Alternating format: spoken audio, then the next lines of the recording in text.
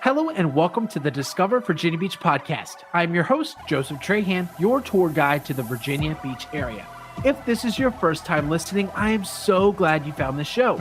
Each week, I publish a new interview with locals ranging from musicians, government officials, CEOs, artists, and much more. And my aim is simple. It's to help you discover, define, and then go out and do exactly what you're looking for during your next vacation, relocation, or outing to the Virginia Beach area. And if you're looking to join in on the conversation, take part in monthly giveaways, and get your hands on my custom event calendars, head on over to Facebook and send me a friend request. That's Joseph Trahan. And check out my Facebook group of nearly 50,000 fans of the Virginia Beach area. Don't worry about writing anything down. The links for each episode, along with the Facebook groups, will be in the description below and also in the show notes. All right, here's the show. Introducing Dr. Dylan Wayne Spivey, an architectural historian who serves as the operations specialist for Virginia Beach History Museums. And if you don't know what an architectural history museum expert does, don't worry, I looked it up for you. And the best similarity I could find was the iconic Harrison Ford character, Indiana Jones. Anyone ever heard of that one? Dr. Dylan, thanks for jumping on the call for us today. Thank you. Last but not least, we have Professor Annmarie Reiley-Kay, whose passion for history earned her the esteemed position as the director of the Virginia Beach History Museums. And of course, special thanks to Alex Dye, Media and Communications Director, handling the impactful role of bringing our history to the digital realm for setting this all up. All righty, Annmarie, Dylan. May I call you Dylan? Is that all right? Yeah, it's perfectly fine. Welcome to the show. Thank you guys for jumping on this call today.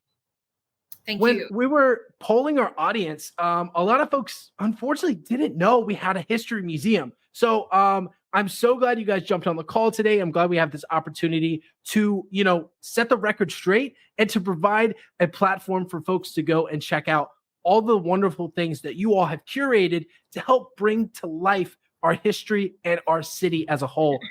I'm curious, before we get into the specifics of the history, would you all mind sharing what sparked your passion for history and how is it that you came to work at the History Museum here in Virginia Beach? Well, I think for me, my entry into history was through architecture. I've always loved architecture. And when I went to college and realized that like an architectural historian is actually a thing you can be, it just all fell into place. And so my background, I have a PhD in art and architectural history with a special focus in 18th century British architecture. And so honestly, finding something here stateside, where you get to engage with actual 18th century structures every day is phenomenal. So that's really what drew me here. It's a phenomenal opportunity. We have not one but three houses that the oldest is from 1719 and the latest is 1805. So spanning sort of the long 18th century, if you will. So it's a really great place to be. Absolutely. And what about for you, Annmarie? Well, like Dylan, so I've always been passionate in history. As I think I was a little girl and I had an infatuation with King Tut and had a book and I remember reading it. And I just had these vivid images of, what was inside his tomb. And so I thought, earlier on kind of what you were talking about earlier, and I kind of laughed when you said it, but the Indiana Jones kind of thing, I think a lot of people who think that's what they're going to be so iconic. And so I went into my undergrad in history, had some great professors and they led me into thinking maybe museums, maybe instead of the person digging in the heat and in various locations around the world, maybe, taking those artifacts that archaeologists find and displaying them. And so that's what I did. I ended up doing my master's in England in museum studies because like Dylan, hey, that's a career, that's a job that one can do. And so I lived there, I did my master's there and I worked in central London at a Royal Pharmaceutical Society, where I learned about, pharmaceutical drugs and history connected to famous people like King Henry VIII, and just really neat things. And so I got back stateside and started my career in museums. and kind of the rest is history there, and have found myself always working in historic sites. So buildings that have historical significance in each place I've ever worked in. And so in some cases, maybe a building, a courthouse in 1907 or a 1937 Sinclair gas station, right? So I've also worked at historic sites that were from the 1800s and now in the 1700s. So definitely just been in the trajectory of this for the last 15 plus years.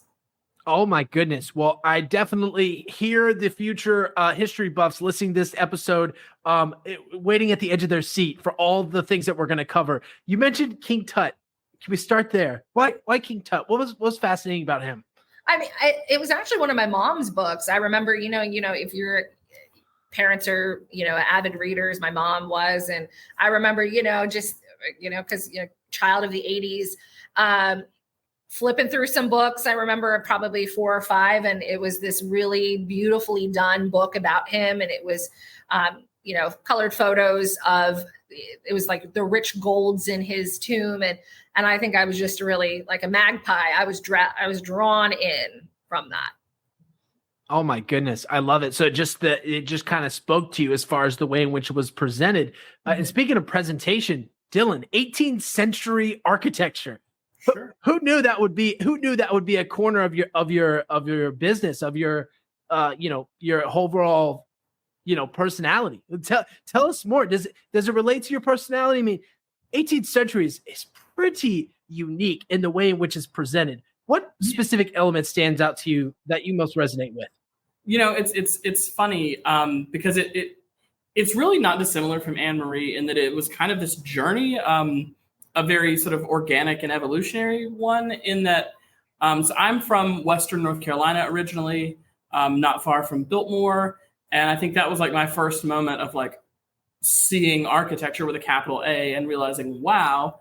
And then as far as like being sort of drawn into the world of the 18th century, like Annmarie, I have experience in England. I studied abroad there as an undergrad and ended up doing my master's in England as well. And I just sort of discovered 18th century architecture. I fell into this research about Castle Howard and the English Baroque, and then it just sort of all went from there. And it just built into this, I did research in Italy looking at sort of classicism and then thinking about how that was translated in England and sort of tracing these like phenomenal sort of cultural debates about sort of what is the correct architectural style. And it's just a fascinating moment in history and has such beautiful buildings. And maybe it's kind of similar to Anne-Marie's like being drawn to gold. I'm a sucker for a column. They'll draw me in every time. So it just kind of happened organically. And then I think you grow up watching all these period pieces and, reading Jane Austen and all these things. And then you kind of get to be a part of that world.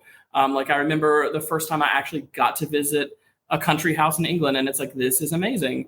And so I'm not one of those people who likes to pretend he lives in the 18th century. I appreciate having, power and running water. But it's just there's just so much rich history, and the buildings themselves are so compelling. And I was just drawn there naturally, and that's where I've sort of stayed intellectually ever since. I love that. And so fascinating too. I mean, a lot of our listeners here, they're intrigued because discovery is a part of our journey of our life. And for a lot of people, discovery may look like a historical figure, or it may look like inspiration on the beach. I mean, it's so many different facets of discovery that is truly one that is worth taking some time to pay attention to. And speaking of paying attention, I'd love to zoom in now and look at the Virginia Beach History Museum as a whole. Annmarie, you're obviously super well informed on the curation and the process of museums. Would you mind walking us through what an average day in your life looks like when it comes to the planning, the preparation, and the coordination that goes involved to when we just see, we walk around and we see everything perfectly set up? What does it look like for you? So, when we're building out an exhibition, either an exhibition space or something more temporary, it takes a lot of time. In fact, myself and we have a team, and we have a great team. So we are really fortunate to have, dedicated, wonderful staff like Dylan. Shout out to Myra. Myra does our exhibits and collections, and my background's in that as well. But you can't do it all, right? So we're a team. It's like a small village. We all have to come together to make it happen, and so it takes a lot of planning. And from the research point of it, really digging up, finding all the primary resources, and then from there, writing and editing, right? So finding images, and sometimes in some cases, if it's not in our collection, seeking other repositories, other museums that have collections that we can borrow or we can, loan out in some respects. So that's really just kind of a very broad kind of scope of where we start from the beginning. And then it's working with designers, really talking out what it's the look and feel, scope, color, branding, what have you. That's really the exciting part, is just taking all the history and making it into one cohesive story. Something we're actually right now working on with our Francis Land House. It's not yet open. And we're really excited. We're working along with our designer right now and getting those stories pulled together. And what you discover is sometimes you don't even know, right? It's like little nuggets, little treasures that you find along the way, and which is really why I like exhibition work. But then the end product, right? So it's really satisfying. You work really hard. It's research, implementation, and then the final product. And something that people can be proud of, but it's the individual histories, the stories, that people's lives that really make the difference, right? As a person who loves artifacts, but the artifact isn't the story. It's like the support to the story. It supports the story and the telling, but it's something. The object itself is something that we can relate to. So, when we were talking about like King Tut, and you're thinking, okay, well, you see a comb or a hairbrush or a mirror or something that's 1,000 years old or whatever, we can relate to that, right? Because it's something that that's what I use every day myself, and it gets us closer to that person. Like when Dylan was talking about, you go into these historic places and you read about these, wonderful stories, and then you feel like you've kind of, stepped into a new world. So, so that's a little bit about with exhibits work. And then same thing really is applied when we do programs and our events. There's really just researching, how does it meet our mission? What is it that we're trying to tell here? How does it relate to the area that we're in? So. Yeah, I love that. And especially to think of the process too is so fascinating. I mean, you don't just throw up, something you see at a movie like Night at the Museum or, Indiana Jones, where it's like perfectly set up, the idol's there and you have this column, from the 18th century, Dylan, that just has the right amount of moss to it, right? You really have to be intentional with what it actually looked like and matching the history.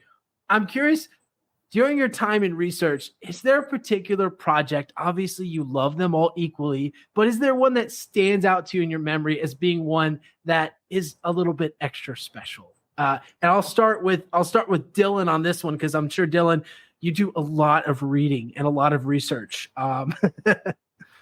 Yeah, so I'm trying to think because I've been with the city just 6 months now. So for me, I think when I think about that in relationship to your question, for me, the whole 6 months has been the sort of special journey, because I'm actually learning about these sites and like getting to know their histories and the histories of the people who inhabited them. So for me, that's really been a very special part of, it's not many jobs where you show up and you have the joy and privilege of getting to be a part of that. So in taking on, we have 3 historic houses plus the Princess Anne County Training School, Union Kempsville High School Museum.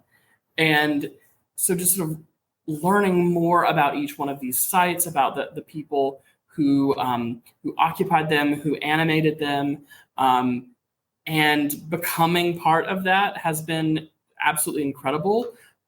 We are working, and I think Annmarie will probably want to speak more about this in a bit, but we're working on an augmented reality project. And so I've been able to actually engage with collection objects in a way that wouldn't necessarily be as much a part of my day-to-day. But because it's sort of been an all hands on deck effort, I've had great opportunities to do that. We also did, and this is a little less fun, but very true, we did a collections move. We moved our offsite storage facilities. And so I actually got to, in the process of moving things from one place to another, I actually got to handle a lot of the objects that we have that are not on display. I remember like picking up a chair that, it has the date on it and it's like 16 something. And, and I have my gloves on, and it's something that you don't just get to do every day, and really engaging with these objects. So that's been really phenomenal. And to sort of become part of this over the past 6 months has been great. Wow. Incredible. We are super glad you could be a part of that, Dylan, and bring your expertise to the table. Annmarie, for you, are there any projects that stand out to hold a special place? There's so many. I know that seems silly to say but so I'll do my best and really not one versus the other. To Dylan's point, we actually have several long-term projects that we've been working on. And he mentioned augmented reality. And that's a really nice one, which I actually won't go a lot into. We have not yet launched it publicly yet. We are still in the throes of that. So it's probably several more months to go. But it's exciting, and it's really going to showcase 2 of our sites. So we'll leave that kind of still mysterious to now, but absolutely like and follow, link in the description below. Keep hanging out with Virginia Beach History Museums for updates. Absolutely. So that'll be exciting. But I'll say, when I first got here, one of the questions I was asked is, what are some things you want to do? And they're walking through the sites, when you have the opportunity to kind of really look and analyze what's needed and whatnot. There's 2 things that stand out that we've been able to complete, and it's done, and we're really excited, and it's kind of like a long time coming. One is we have a display case at Thorogood, and it's on the history of Black loyalists. And I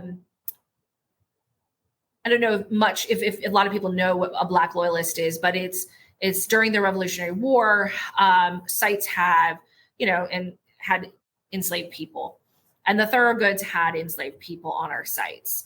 And there is a gentleman, and his name's George Wise, and we were able to trace this gentleman, George, from the Thorogood family all the way to his children's history, which was phenomenal. But he was an enslaved a man who escaped, and he joined Lord Dunmore's Black Regiment.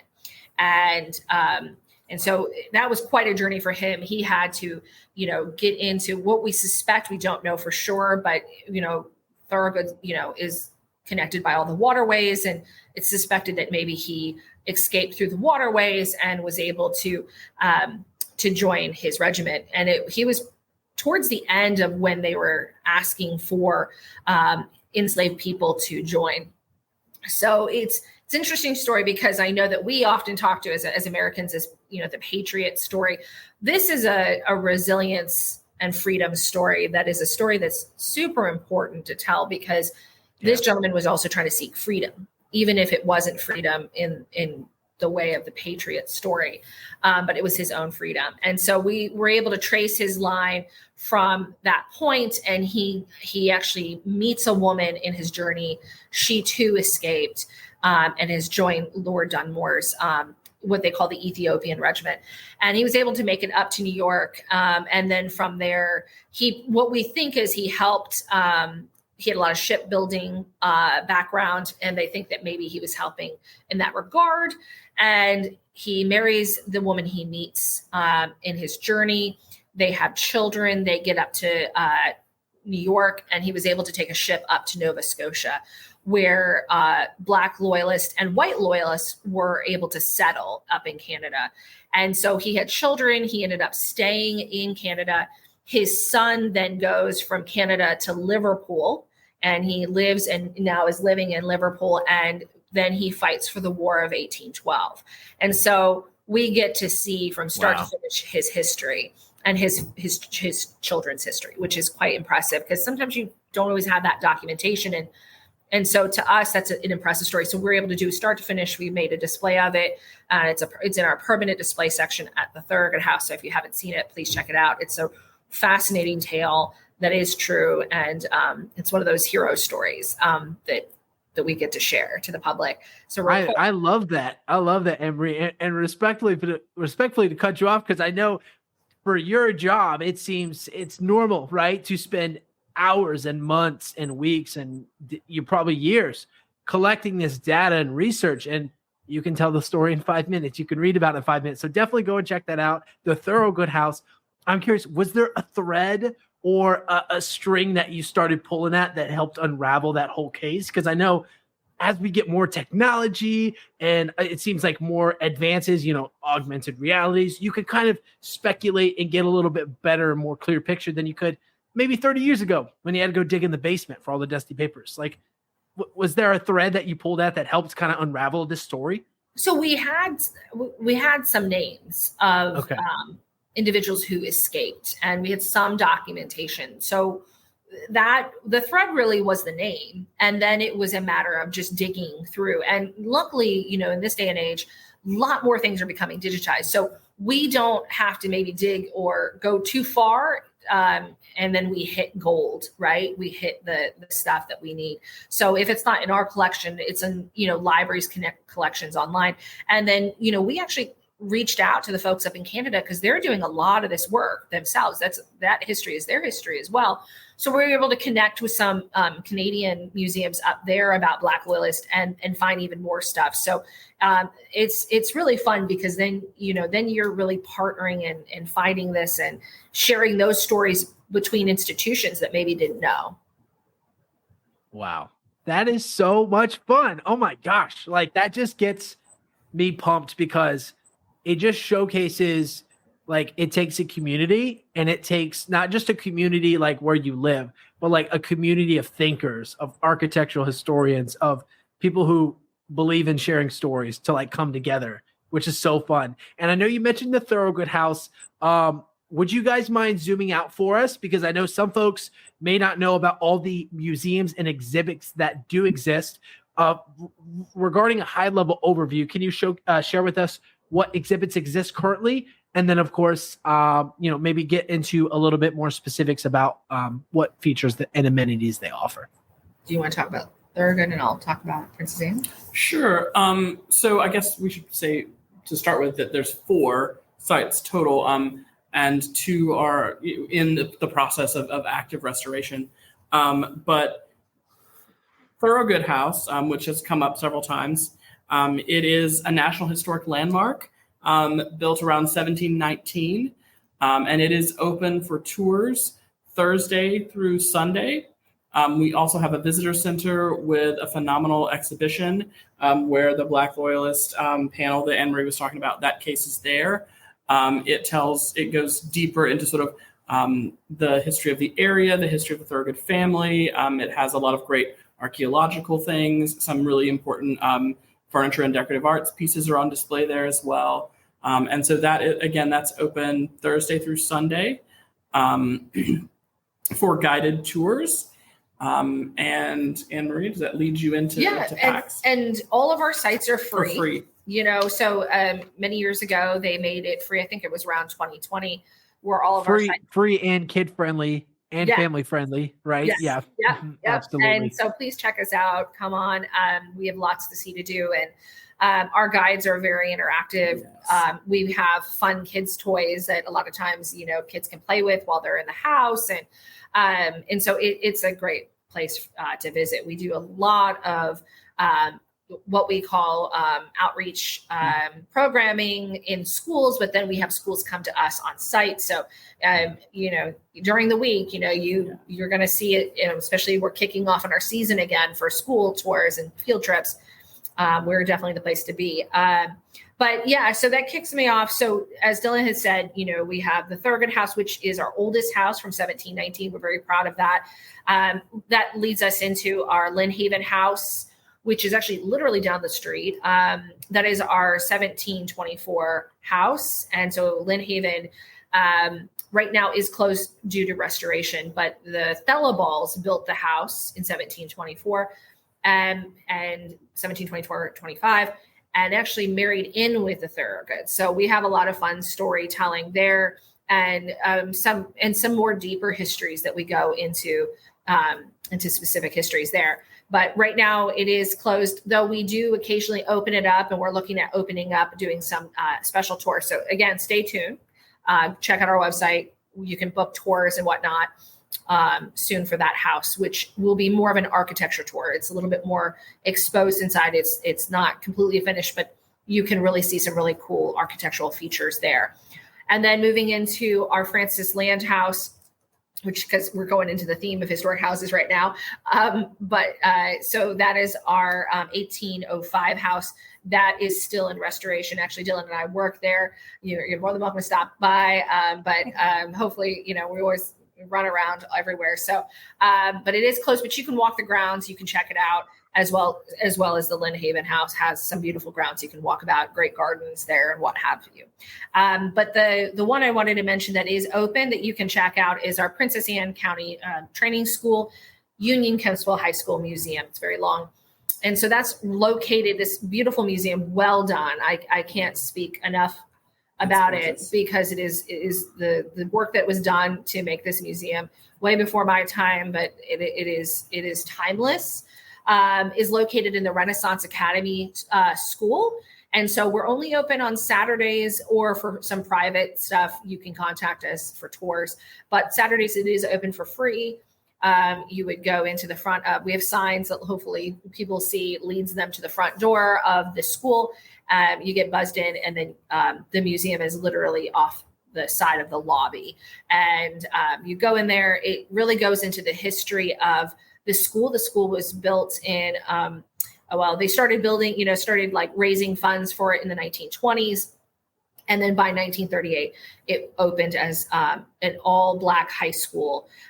There were actually no Black high school opportunities for the Black community here in Virginia Beach. So oftentimes if they wanted that, they would have to go to Norfolk. So they have this amazing story about this school and the history that leads up to it. But it goes in from, history from enslaved histories into the civil rights era that leads into the school history and what have you. And then we continue to add to that. We have oral histories you can listen to. We have major digital opportunities to look at yearbooks and what have you. We do programs all year long throughout that museum, and we work closely with the alumni, people who are still living today who attended that school. And so it's really cool. It has some amazing stories. I don't know that a lot of people recognize are legit Virginia Beach. Absolutely. No. And it sounds like, I was just checking out the bio beforehand. The Black community, the African-American community came together to help fund and build a school. And then fun fact, Virginia Beach wasn't Virginia Beach really officially till the 70s, when Princess Anne County kind of said, okay, Virginia Beach, we'll join you, kind of deal, which I'm sure ties in nicely to the civil rights movement and everything that came along with that as well. I wanted to highlight something too, because a lot of our guests and our listeners who have been on the show, and questions I get all the time are, what are there things to do for kids? I homeschool kids. Like, what does it look like? And I'm checking out your website beforehand, and you guys have coloring sheets. You have brief summaries that I'm sure you could print out easily to have and bring along with you to ask trivia questions, or maybe try and stump your guide, although I'm sure they're very prepared for all the questions they have. There is so much going on here, and the Kids Cove is incredible. So I just wanted to reiterate that as well. For those of you who say, there's nothing to do, I need stuff with my kids, I need it free, Annmarie and Dylan are doing it week in and week out. So we can't wait for you to be a part of it. Well, and if you don't mind, I'll mention too about another fun thing about kids and families. Every summer, and this is our fourth summer, we do these special focus tours. And so normally, it's completely free. We have a kids craft. And adults partake, a lot of adults want to do the same crafts with the kids. So it's all good. Crafts are fun. Crafts are fun. Right. All ages. Yeah. That's right. And we've had stuff where you can make your own corn husk doll, man or woman. We have had stuff where you can make your own blended tea when we do Herb Your Enthusiasm. So we've done, we have a pirates one that is hugely successful where we do a scavenger hunt. And throughout the site, and then you can win some free pirates booty, as it were. And so we have different topics, and we also have an ice cream one where we give free ice cream out, talk about the history of ice cream, and we show how they would have made ice cream in the 1700s. And so there's lots of things during the summer, totally free. It's every Thursday. Now I think we're looking at the schedule. We might change it up a little bit. So definitely look on our website. But in the past, we've done it every Thursday, typically from 5:30 to 8. So I think we're tweaking it slightly this year, but it is something that we'll continue to do, each year. So we're excited about that. But that is a fun family activity. I love that. I love that. Is it just vanilla ice cream, or were they able to add flavors? I mean, we have different cacao bean, maybe some coffee or some chocolate flavored, Well, in the 1700s, and we haven't done it because we think we're going to get a lot of kids grossed out, but they did have something called oyster ice cream. So oyster, where they used oyster, it's a savory. So yeah, back then they would have done strawberry, they would have done lavender, and those are some of the sweeter ones. But oyster was a delicacy, and they would have had that as an ice cream as well. That is very interesting to hear. There's an oyster flavored ice cream. One of the more popular ones, sounds like, historically speaking. Historically speaking. Yeah. Dylan, when it comes to the process of doing the history, I'm curious for you, and please go as much detail as you want. What does the average process look like for you? And what is the, let's just say, average turnaround time for start to finish of an exhibit? Let's say a normal average exhibit, not anything with augmented reality or outside the general scope. What does that process look like, and how long does it normally take?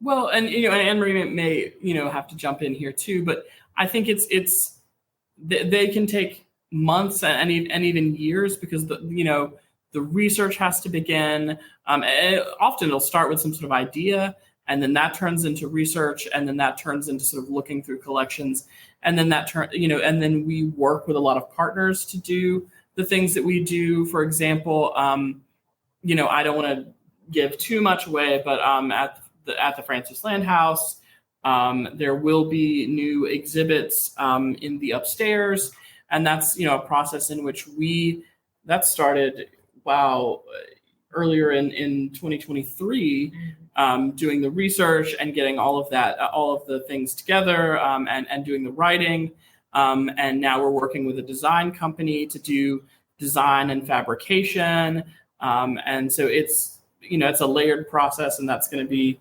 that's a couple years in the making, actually. Yeah.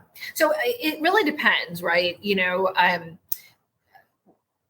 Each place is a bit different, right? When you're doing exhibition work. So nonprofits, I could tell you years ago at another museum I was at, I could do it as little as 3 months. And I could do a temporary exhibition in 3 months. Not desirable, as you imagine, because it's a lot of work.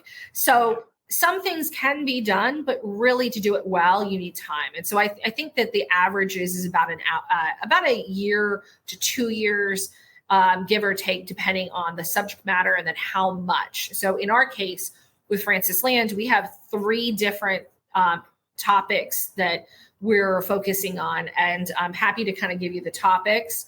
But Rose Hall Dress Shop is a beloved history here. We did something the other day asking for people to give us, and we've been just getting so many stories, and it's everything we can do to kind of get out there quickly to get those stories from those individuals to share and highlight that rich history here in this area. And get the community involved. Involved as well. So if you want those community stories, it does take some time, because, they have to get back to you. And then it's a matter of, do you have images, or do you have objects, or can we borrow this? And there's a paperwork process that goes into it. So, yeah. So it just depends on kind of the size and scope that you're trying to do.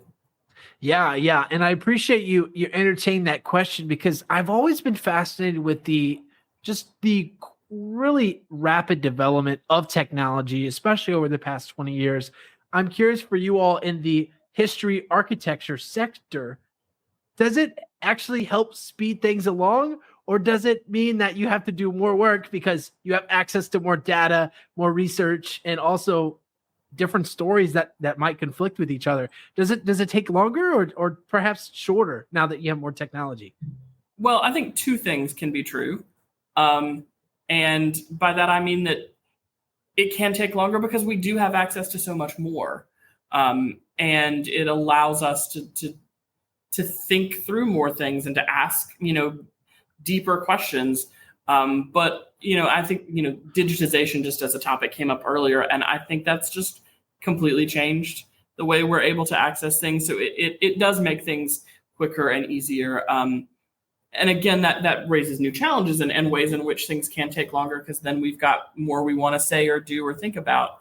But at the end of the day, I think, honestly, it has made things so much easier for us as museum professionals, but even for just, everyday people who are, wanting to do research and learn more, like when museum collections are available online, when things become digitized, like 18th century sources for my case, having access to those things much more readily is such a great benefit that makes things a lot easier and a lot more accessible. Yeah. Annmarie, would you agree with that, or any other thoughts to add? Absolutely. I completely agree with Dylan. And I think when I think about technology, what I'm learning in this sector is we're learning more, we're getting more content, but what we're also discovering is that some of the stuff that we thought or our predecessors thought to be the case, we're now having to kind of rethink, because we're now using technology and science and documentation to back up whether something is actually true or what is not true. And I'll take it, the Thurgood House, I think, was long thought that it was the oldest house of America. Actually, it's Bacon's Castle. And if you haven't been, it's amazing. Shout out to our friends in the APBA, it's Bacon's Castle. But it isn't. And through technology, through dendrochronology, through this, we have discovered, in fact, the house wasn't 1600s. It is, in fact, 1719. And so as we give tours and you come to our site, we're going to explain what we have learned, because that is something that even I think in the early 2000s, that interpretation has now, has shifted, and that technology, that, the documentation is now coming to light. So these things are helping us as well. So. Wow. That is incredible. I mean, and you said Bacon's Castle. So still in Virginia. So Virginia still has the oldest recorded that we know of so far, right? Until we have you back on for another episode, right? Where we can ground break the next one. But Bacon's Castle, that's in, is it Surrey? Surrey County? Okay. Wow. So much fun. Obviously, there are so many pieces of history and stories that you guys can go into. I would love to talk about them all, but if our viewers want to know those, they should just come and see you at the museums to hear those incredible stories. But I will ask if you could share one, perhaps if there is a story that you've been working on recently, maybe one that's still in development, maybe has a little bit of mystery to it. We'd love to hear a story that you guys wouldn't mind sharing for the audience to lead us into our last section of our conversation today. You want me to? Yeah, it's like, what you thinking, Annmarie? Oh gosh. Well, so it's interesting. So there's a piece that we've worked on within the last year. Which is recent, right? Because it takes years to develop these projects. Yeah. It just takes some time. So we have a mid 18th century quilt that we just got done restoring it. So it's gone through a conservation lab. We've worked really closely with conservators over at Colonial Williamsburg. So we have some good friends there to kind of look and analyze some of this stuff too. From colleague to colleague, we're like always asking each other, what do you think of this? Do you have any ideas? So this is something that came to us when the city of Virginia Beach acquired the Thurgood House from Norfolk and the Chrysler Museum. So I don't know that a lot of people realize that hasn't always been in city hands, right? It was managed by the Chrysler Museum in Norfolk, but the city of Norfolk owned it. And so eventually in the early 2000s, it came over to the city of Virginia Beach, which we are thrilled to have it for sure. The quilt is also a piece that came with the house. So it was kind of like a transactional agreement that some of the stuff that was in the house that the Chrysler had came over to us as well. And so we have this beautiful quilt that they have acquired. It was through a donation. And it was meant for the house, as in it wasn't originally owned by the Thorogoods, but it is in that time period which we interpret the house as. And what it is this gorgeous, what we call Calamanco indigo quilts with trapunto work. If you haven't seen it, we're actually about to take this quilt off display. So hopefully you can kind of check it out before the end of this month. Really the end of next month. Yeah, that's what it is. The end of next month. Have a look at it before it kind of goes into what we call rest mode. And so then it gets reboxed up and put into our climate controlled offsite storage facility where it can just chill out for a while.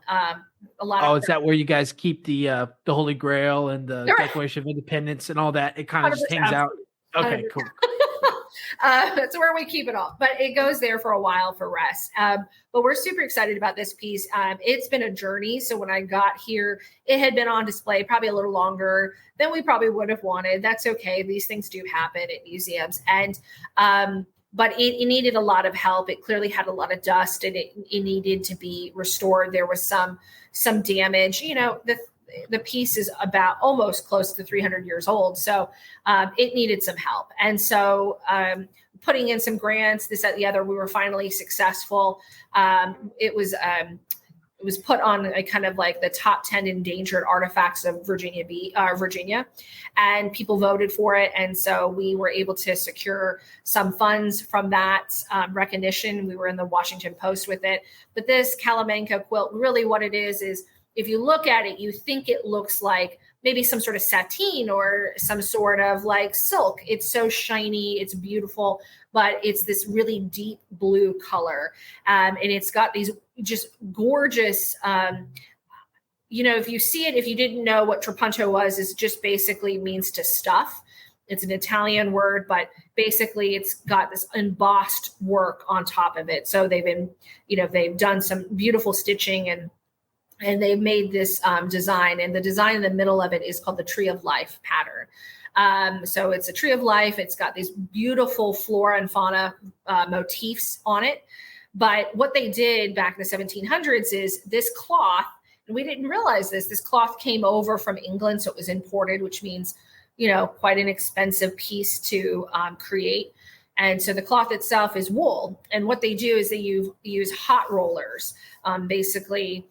Or you could do a stone method where you're basically just like almost kind of creating a melting aspect to this wool. So if you saw it, you'd never think, well, I wouldn't have. But it's this beautiful sheen and they hot roll over it. So essentially, it feels like it looks like almost like it's kind of melted it down. So it's not rough or anything like that. And so they made this and we were like, where did this come from? And why is it here? And so doing a lot of research, working with conservators, they found out that it most likely, the cloth itself came over to England, probably was up in, the New England area where they made this quilt. New England is known for making Calamanco quilts. It's quite warm, it's decorative. You would have had to have pretty good money to have it. So we have this quilt. We were able to identify that it's most likely made in New England, but somebody with money would have had to request such a thing. It's so decorative that we're like, was this made by a woman of the house or was this done by a professional upholsterer? We actually have right now still some, professionals in the field that are uncertain. I think we almost half and half. Some think like, absolutely, this would have been done by a woman in her house. maybe something before she got married, or it's almost so decorative that there's no way that this wasn't done by a professional hands. So we won't maybe ever Still know. a lot of unanswered questions. That's right. But it's what a mystery. What a mystery too. I mean, it's magic carpet. No, quilt, excuse me. Magic quilt. Yeah. Awesome. Thank you for sharing that, Annmarie and Dylan. We really enjoyed this conversation. We appreciate you coming on to showcase everything the museum has to offer. I'm curious from you, when you go, head to work and head to these exhibits, I'm curious, community obviously plays a big part in the way in which we live and the way in which we work in our community. How has community for you impacted the way in which you present these exhibits and, of course, showcase the message and the history here in the Virginia Beach area?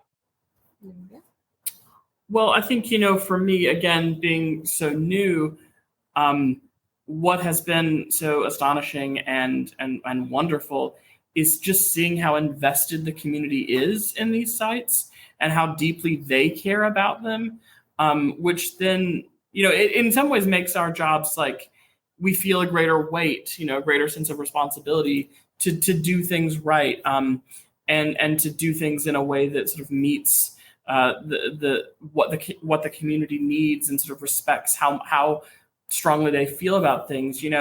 When we recently moved in our offices into Francis Land, Annmarie and I did. And, just the number of people who've stopped by and are asking questions about it because they love the building. And it's such an important part of their Virginia Beach experience, of the history here. And just seeing that people care, that's been amazing. And I mean, Annmarie may have more like granular ways of thinking through of community involvement. So I'll turn that to her. But for me, it's just been about seeing how much people love our sites and how passionately they feel, and being able to work with those people to tell these stories. Yeah. So yes, 100% what Dylan said and beautifully said. We couldn't do this without our community. The stories are so rich here, and we're still trying, to really tell the stories as deep as we can. It's funny, you had said earlier that not that many people know about us. So we have always known in some respects that we're kind of like this best well kept secret, which we don't want to be. We want everybody to know. Shout it from the rooftops. Yeah, absolutely. But I will tell you, years ago when I first got here, we started the director of the Cultural Affairs Department. So if I don't think we've mentioned this, but the Virginia Beach History Museums is a part of the Cultural Affairs Department. And our director of the Cultural Affairs Department within the city of Virginia Beach, Emily, had a wonderful foresight to get connected with our community by doing an interpretive plan, which really an interpretive plan for us is just kind of a way forward. Like, where do we see ourselves in the future? What do we need to do to get there? And what does that look like? And so we very much we've done like large, citywide surveys for the public to understand, like, how are they accessing our sites? What is it that they want and see? How can we better tell the stories that they want to hear and see? And so from that, we've been kind of taking a major initiative to make sure that we are doing those things that the community has asked us to do. And in some ways, trying to find creative ways to do it if we have some sort of challenge, right? Sometimes it's building challenge that we only have so much, interior space. So what do we do? And so augmented reality was one of those pieces that is from the community of like, we'd like to, how do we see it when you're not always open? We have limited operating hours. So how to have augmented reality where you can not only use it on site, but you can use it in the classroom and you can use it in your home. And this is the ability, this is why technology is going to help us to give greater accessibility to our public. So sometimes, it has the ability to really help us to be better at what we do. And so in that respect, that's one aspect of us working with the community. It really helps us really be able to give back to the community and give them what they really are seeking. And even with the exhibits at Francis Land, that was through community stakeholder engagements that we've had over the years. And we couldn't do this without them. Absolutely. And Maria and Dylan, I appreciate your time and appreciate you sharing the impact Emily has had as well. I only know by first name. We had Josh, the marketing director over at the Fairy Plantation House, on an earlier episode. So if you want to hear a good ghost story, definitely go and check out that episode. But yeah, this band of local volunteers really just kind of culminated just more recently, since the early 2000s, of folks who want to preserve the story, that want to be active in sharing what our community has to offer for both the historical side and also the preservation side as well. So we appreciate the work that you all are doing, and we understand you have to get back to work. So with that said, we have one final section. We want to roll out the carpet and give you one final message, but to get there, you have to answer some rapid fire questions. Oh, Do you accept this challenge? These questions are quick and fast, and some of them are generated by the community. Don't worry, nothing too hot in the frying pan, but everything is all in good fun. How's that sound? Sure. Excellent. I didn't have a choice anyway, but I appreciate you willing. Okay, so what is the oldest artifact that you've handled ever in your career? Oh, that's tricky because, technically our Native American collections are probably some of the oldest from over 2,000 years ago. So I would say that's a strong impact. It's 2,000 years. It's strong. I'm like, oh God, I don't even think, because I can think of British, but it's not that long ago when we think about it. But I would say our Native American pieces, and that's going back to the woodland and maybe even more, even going further back than that. So yeah, I would say some of our Native American pieces. Same for you, Dylan, or do you have a different? Yes, having actually handled some of those, yes, that would be true. And I hadn't thought of that, so I'm glad that you thought of that. Yay. Yeah, that was a technical one. I'm glad you guys were thinking outside the box there. Next question. Most interesting character or story to research. So we're thinking about those kids that might need an idea for a paper, or maybe you just have a Saturday afternoon and you're at the local library and maybe you're just looking for a character or a story. What would you recommend for folks to check out or learn more about? So can I do a follow-up question real quick? Absolutely. Yes. Fire. So are we saying a local, something more like here, Virginia Beach, right? Virginia Beach specific. Yes. Okay. So, and I think somebody had maybe mentioned to you on your online forum about pirates. So let's throw this out here, and it's not Blackbeard. Sorry to disappoint. While Blackbeard is, I would probably, I hope nobody gets offended, but I'd argue that there's a story that's even more like specifically to Virginia Beach. Let's hear it. Blackbeard. But if they're really interested, I would say have them look up the ship called the La Paix. It's French privateering. So, here we didn't just have English privateering like Blackbeard. We had French, we had Spanish, and we had Dutch. So this is the La Paix is, in order for those of you who's not sure, because I can completely understand, I'll make sure I get the spelling on this, but I believe it's French. They're going to spell it wrong. Right. I mean, different. Excuse me. They're going to spell it different. Yeah. But it's Paix, and it's pronounced La Paix, and it means the peace. But it is how's that for irony? There are lots of irony, and so it has to do with some French pirates that came over and into the Lynnhaven Bay. And they did a lot of things. And I will say it's connected to the Thorogood house. The Thorogoods, John Thorogood was the sheriff of this area. And he did a couple of things to some of the pirates. So I won't give it away, but if you look up the story, it's really fascinating. Great suggestion. Dylan, any particular story or character come to mind for you? Sure. Okay. So 2 things. First, Grace Sherwood, or the Witch of Congo, someone who was completely new to me upon arriving in Virginia Beach. And if you want to be like especially nerdy, you could look up Tilted False Plate, which is a very special feature of Chesapeake architecture in a very limited time period. So those are the things I would say. Tilted false plate and Tilted false the plate. witch of Pungo. I'm sorry, I didn't catch her name. Grace Sherwood. Grace Sherwood. She ran around the boat making fun of all the locals. Yeah, I love that story. All righty. Favorite subject to study about Virginia Beach, whether that's the architecture, the history, the educational aspect, the scientific aspects. What's your favorite subject to study about Virginia Beach history in general? Go ahead.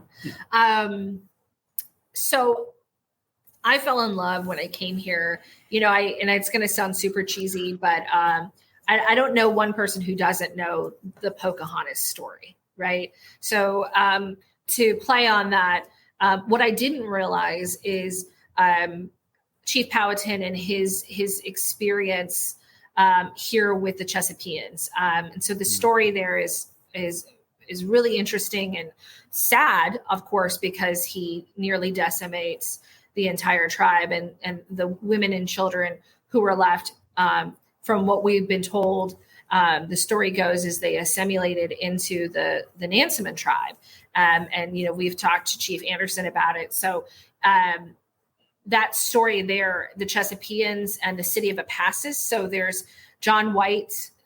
I'll go nerdy with Dylan on this one. John White creates a map, and you can actually see that there's a dot, and it's really where kind of the Thorogood house is, where it says the city of Apassus. And so there's this old drawing from the 1500s, and you see where we would be located. And archaeology has found that they do believe that location, probably very much based off of the archaeology that found there, was the Chesapeake village, city of Apassus. So we believe that could be it. And so that history is really fascinating to me.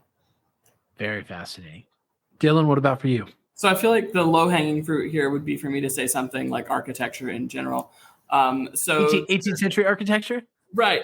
So to avoid that and to like shift gears temporally as well, I would say the Rose Hall Dress Shop, which is a super cool part of the Francis Land House history. And we have some like wonderful objects, like some clothing in our collection that are phenomenal. And so that's something I want to know more about. Perfect. What advice would you give an aspiring historical architecture enthusiast? Aside from, it probably won't be like the movie, but it'll be nearly identical, kind of like a spinoff. Like what advice would you give them? Well, I mean, I find it very flattering to be compared to Indiana Jones when my life is nowhere near that exciting. But I think, when you think about things in just realistic terms, if you do what you love, then you're going to be happy. Like that just, it leads you to the places that you're going to want to be. I think that's how I feel about it. Follow your bliss. And for you, Annmarie? Oh gosh, to lead with that's hard. I guess you can just agree. I agree. Yeah, I'm gonna just say I agree. I don't think I can do any more there. We clearly both felt that way, and that's why we're here. So. Excellent. Any particular ghost stories or potential ghosts, or maybe somewhere on a highway people might be able to hear remnants of sounds? This is a popular question. I don't know why. We covered it already in an early episode, but nevertheless, it comes up because people are fascinated with things they can't understand. Any recommendations for things they can learn more about or research, books or stories to look up? Well, as a sort of shameless plug, in October, you can come to ghost tours at Thorogood and learn all sorts of fun, hear all sorts of fun stories of like things that have happened in the area. We do talk about Grace Sherwood, all sorts of things happen there. Perfect. Thorogood House, haunted house, Thorogood House, ghost house, however you want to plug it. We'll be there in October. That's right. Ghost last question for you guys, and this is my personal question because I've been on the hunt probably all of 3 weeks, and I'm gonna find it, but I need some help. So Blackbeard, obviously he was up in Hampton, First Landing. He was hanging out, and he probably buried his treasure somewhere near First Landing Beach. Do you guys have any information or any kind of clues that might help us, uncover this treasure and help, help with the next beach house project? Absolutely. X marks the spot.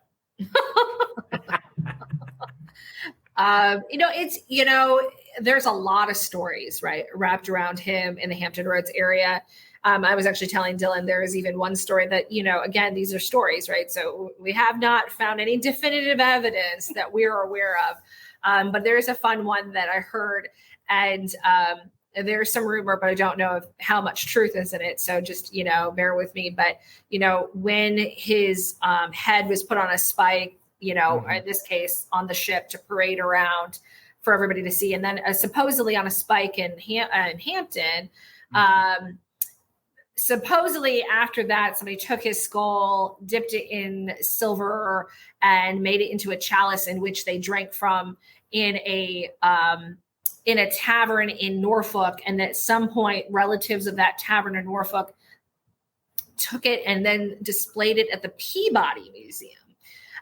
So I don't know if there's any truth in that, but it's a fun little story, and that people have kind of spoke about. Don't know any truth to it, but I would say, there is speculation. There was an island that a gentleman right now owns here in the Virginia Beach area, and he, we've talked with him, and he was originally thinking there was some speculation of treasure being buried on this little teeny island in this area, and come to find out, unfortunately, no. Right. Probably built by the colonists. Maybe a lot more evidence is showing that it's probably more colonists, and probably did it for protection, as a place to fortify and have kind of what we call earthworks to kind of protect them from any kind of danger. So far, nothing yet, but Okay. Good luck. Okay. All right. Well, the search continues then. All righty. Thank you guys so much for your time. I'd love to roll out the red carpet.